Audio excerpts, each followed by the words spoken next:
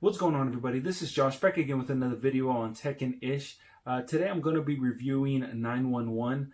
Now, if you haven't seen this show, it's actually on Fox. It's a really good TV show. This thing, like in the beginning, it starts with like an action-packed scene. Like somebody calls the operator for 911 and they report an emergency. And the stuff that actually happens in this show is crazy. This show is really, really good. Now, it's on season 3, and this is going to be about episode 1. Now, right away, it starts off, high speed. They're going on a high-speed chase, chasing after this Ferrari car that's just going like over 100 miles on the highway. And the one who ends up calling the 911 dispatcher ends up being the guy who's actually driving the car. He's actually like a 15-year-old kid, and the main reason why he's basically speeding is because the clutch on that car fucked up. It basically broke, and he can't push the brakes because once he pushes the brakes, the car starts shaking. So he's basically like leaving his foot off the gas, and for some reason, the car is still driving, and this thing is going quick. They basically try to find a way that they can actually stop this car, and they end up using the fire truck, which I actually thought was pretty smart. The fire truck got in the front, and it was kind of like speeding on in its own way. And then you end up seeing the Ferrari go right behind them, and then they basically just collide, and it basically stops the car. But the way this actually started was pretty good. You got to watch this show. So we ended off season 2 with Bucky, who actually got hurt during a rescue mission, and he ended up messing up his leg, so he ends up having to go to the hospital. He ends up having to go through therapy, and there's actually a chance that he might not ever become a firefighter. So this episode is going to end up being about him trying to become that firefighter, going through training all over again, trying to see if he can get back to the way it used to be. So you end up seeing Bucky going through kind of like a little training seminar or training session, and he's actually going inside this house and saving a dummy. But it actually looks like it's something that's happening in real life. It looks like he's actually saving this person, and then he drops the dummy on the floor, and it's a dummy. So he's basically just trying to get back to where he used to be. He ends up being cleared for duty. And, all of his friends, they end up throwing him a surprise party, basically kind of like celebrating that he got better and he's going back to the fire department. But it doesn't happen that easily. You actually see him talking to his captain, and he starts coughing a bunch, and then all of a sudden he's just coughing up blood and just passes out. He ends up going to the hospital, and the main reason why this happened was because he had a blood clot, and I think that had to deal with his whole operation with his leg. The doctors told him that he needs to take it easy, so most likely he's not coming back to the fire department for now. Now, I actually thought that this 911 dispatcher call was hilarious. Now, you have this elderly man who ends up locking himself in the bathroom because his kids saw that he had something kind of like on his stomach, and they basically call the ambulance because he locked himself in his room. He doesn't want nobody to see it, but they end up going to go check it out, and it turns out that he has a flesh-eating STD. And they end up asking, if you ended up having sex with this guy, you need to come with us. You end up seeing one girl stand up, 2 girls stand up, 3, a lot of girls just stand up. And then a guy starts standing up. Now, I actually thought, did he smash this guy? But the guy ended up saying, what if I ended up having sex with one of the girls that he had sex with? Do I have to go as well? Out of nowhere, you end up seeing every single old person that lives there, because it's basically an elderly home. You end up seeing every single person in there just stand up, and his kids are basically like disgusted, but yet the fire department are actually seeing him as a role model, because even though he's about 65 years old, this dude is still getting it in. So Bobby knows that Buck is gonna be out, so he ends up going to go visit him in the hospital, tries to talk to him, letting him know that he's basically gonna have to ride the desk for a certain amount of time until he actually gets cleared. Of course, Bucky does not want to hear that, and he actually gets furious because he's been working so hard to get back into the fire department, but Bobby basically won't let that happen because, of course, they don't want him to die on the job. Bucky gets so pissed off that Bobby's telling him that he's going to be behind a desk that he just ups and quits and just leaves the whole fire department.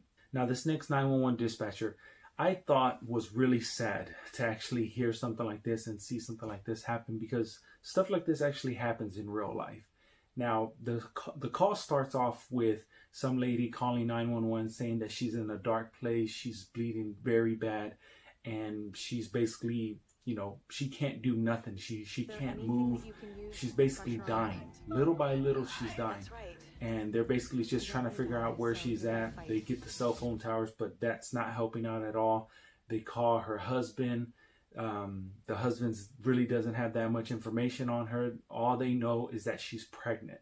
So automatically I'm thinking maybe she's in this car, or maybe she's in this bathroom, or she's somewhere. Maybe she's somewhere and she's with her baby and she's actually going to end up dying because she's bleeding out. So the 911 dispatcher ends up calling her sister or her sister-in-law and basically tries to get more information on her. And it turns out that she was actually going to meet this person in a public place so she can actually get used baby clothes.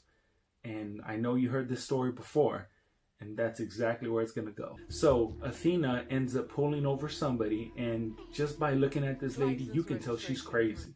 And you can also tell by her hand that she actually has some blood on it. Now, Athena sees all of this, sees the baby in the back, sees the blood, tells the lady, can you step out of the car? Now, I thought this lady was going to drive off or do something, but she actually just steps out of the car. Athena handcuffs her ass and basically tries to tell her, where's all this blood coming from? You have it on your hands, you have it on your clothes, your feet. Where's it coming from? She goes and sees the baby, and you can tell that the baby is a newborn. So if you start connecting the dots, your story is getting completed, basically. Athena ends up calling the ambulance about that newborn baby, and that baby's just a couple hours old. And Athena's trying to ask that lady, whose baby is this? Where did you get her from? And this lady is just crazy that she's saying that this is my baby, that I'm supposed to be pregnant. I guess she has like a husband or a boyfriend or something like that. She told her husband or boyfriend that she's going to have a baby. And she actually had like a fake bodysuit where you can actually see that she's pregnant, but in reality she wasn't. So this chick was crazy. And Athena obviously doesn't know what's going on with the 911 dispatcher, so she's basically still trying to connect the dots and trying to figure things out. So Athena starts questioning the lady more, trying to get some more information, and obviously she's just not giving anything up. Then she ends up getting in contact with the 911 dispatcher, and they basically go from there. They're trying to connect the dots, trying to figure out where this lady is at, where she was last seen, and they're basically trying to beat the time to make sure that she actually doesn't die. They end up finding the red Cadillac that she was actually driving behind like a dumpster at looks like a zoo place. And they end up finding that car, and they pop open the trunk and they end up seeing the lady whose baby was cut out of her basically dying right there. So she still has a pulse, and they actually pick her up out of the car, and you can see, now of course it's fake, you can see her stomach kind of like opening up a little bit, but just seeing that was nasty. It was really good because of the storyline, but it was just gross on actually how it actually looked. But they were able to get her to the hospital. They were able to save the baby, and they were also able to save her. So it kind of ended off that situation in a good note. Now, of course, Bucky did quit, and he's basically down. All he does is stay inside his house. He doesn't go anywhere. So the fire department decides that they're going to try to do whatever they can to still be involved with him, still try to get him active. So you end up seeing Eddie go over there and talk to him, tells him he needs to just get out of the house. The only way he can actually think about doing that is by leaving his son with him. That way he can actually watch his son. Now, son, he has a disability, but that doesn't stop him. So he's going to end up having his son kind of like push Bucky out there and try to make sure that he actually is out there being active. They end up going to like this pier where they have all this, Ferris wheels, and kind of looks like a little carnival there. And Bucky's basically just having some fun with the little kid.